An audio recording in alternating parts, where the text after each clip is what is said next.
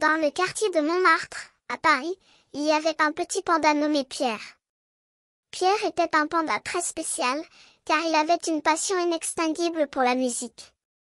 Il était capable de chanter des chansons les plus étranges, des chansons qui résonnaient dans les rues de Paris et faisaient sourire les passants.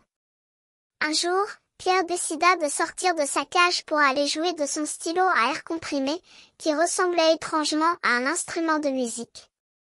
Il commença à jouer un air si mélodieux que les passants s'arrêtèrent pour l'écouter.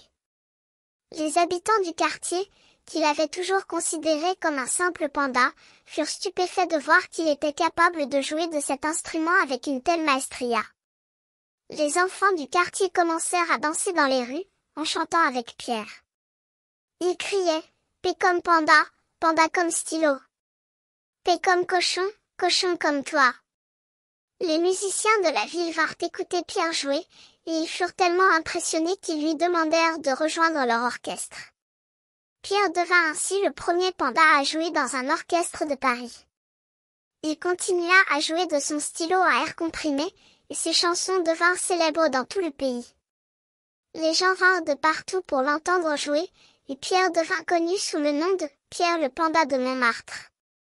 Mais Pierre n'oublia jamais ses racines, et il continua à jouer pour les enfants du quartier, qu'il adorait.